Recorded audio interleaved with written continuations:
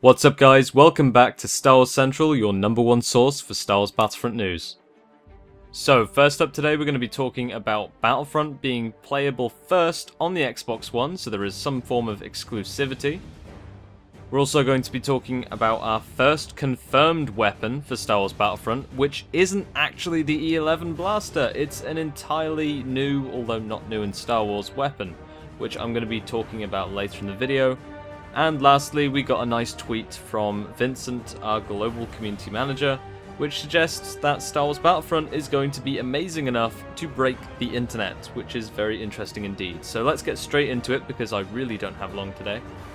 So to get us started, the official EA Star Wars Instagram, never thought ever that I would use this as a source for news, have been releasing parts of an image of a stormtrooper.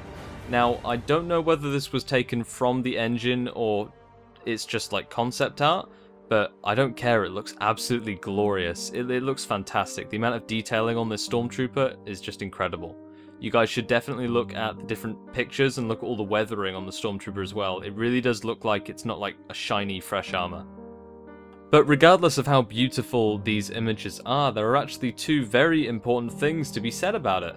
First off, we have our first confirmed weapon for Star Wars Battlefront, and it's not the standard issue blaster, it's actually a DLT-19. To those of you who do not know what a DLT-19 is, the DLT-19 is the Stormtrooper Heavy Blaster, which was first seen in A New Hope. I believe the Sand Troopers were holding the DLT-19, and then it was again more typically seen on board the Death Star. Now the DLT-19 was a weapon that was basically just the German MG3 machine gun. It was used as a prop in the movie, but it is a cool gun nonetheless. The stock and just the size, the sheer size of this as a blaster rifle is just incredible. So that's our first confirmed weapon. Now the reason I can tell this is a DLT-19 is because there is no scope and it has an elongated stock at the back. We haven't been given the actual rifle yet. All we can see is the part that he's holding in the images, but the standard E11 blaster rifle, which is the standard issue blaster rifle for all stormtroopers, it has a scope on top. I mean, regardless of the multiple configurations you can have it in, it has a scope on top. And obviously, as this does not have a scope, I decided to branch out and look at the more less common stormtrooper weaponry, and I found the DLT-19. So evidently we have our first confirmed weapon, and it seems to be some sort of heavy blaster, like a really heavy blaster, which is definitely cool, and I want to see where they take this, especially with other weapons.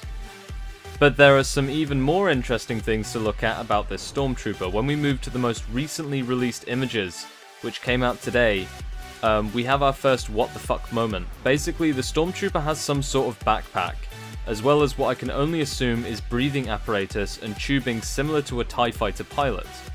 So not only do we have a stormtrooper that seems to be like packing serious heat with a DLT-19 heavy blaster rifle, but he also seems to be designed to breathe and operate in an environment that is perhaps hazardous or has no atmosphere at all. So either it's a space stormtrooper, or maybe he's a stormtrooper designed to operate in a harsh atmosphere like Hoth. So if we assume that this stormtrooper was going to operate in a toxic environment, we can do a Google search. I mean, very high-tech solution for me here. I did a Google search of toxic Star Wars planets, just to give you guys some examples of the environment in which this breathing apparatus would be required. So the first result was Raxus Prime. Raxus Prime was essentially a giant planetary dumping ground of starships, junk, and pretty much any toxic waste that nobody else wanted. Raxus Prime was also the setting for a few missions in The Force Unleashed, a very fun Star Wars game that you guys should definitely check out. Unfortunately, the storyline has been officially retconned with the release of Star Wars Rebels, but the environment portrayed is still nonetheless awesome, so I really do hope that we see something like this in Star Wars Battlefront. Next up, we have the planet called Kalevala. It's a neighbor planet of Mandalore. It has a toxic desert environment. Other than that, there is nothing remarkable about this planet, so it's definitely not going to be Kalevala. I mean, there is almost no backstory behind the planet, and we don't really know what's on there anyway. And finally, we have Mustafar. Straight from Revenge of the Sith, Mustafar is a volcanic planet that was definitely one of the coolest maps from Star Wars Battlefront 2. A map that I would definitely love to see remade, so it would be interesting if this stormtrooper was a trooper guarding some sort of Imperial facility on Mustafar. Something to mention quickly guys, when I do source information from Wikipedia, I do count legends as well.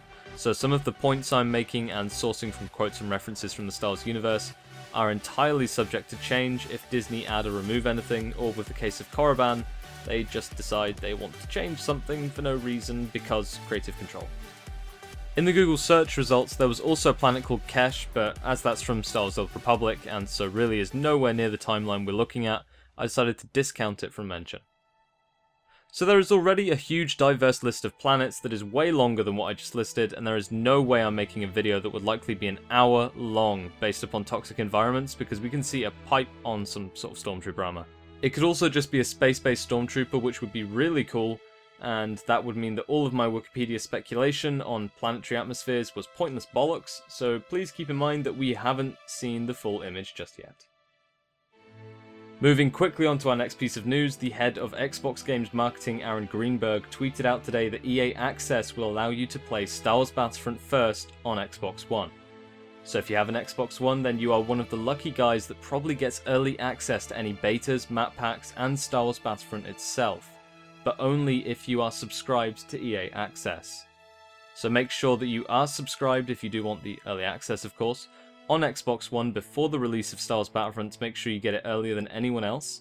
The subscription, from what I know, is £3.99 a month, and you get early access on Xbox One to a bunch of great games, so it is worth it if you're into EA titles. So if you can afford it, I definitely recommend it, but at the same time, it's not a requirement, especially considering Star Wars Battlefront is going to be a cross-platform title, and so early access is likely to only last a few days at most. And lastly, on a more light note, we have been graced yet again with some glorious tweets from Vincent, our global Star Wars Battlefront community manager. He's actually the global community manager for Star Wars Battlefront, Battlefield, and Mirror's Edge.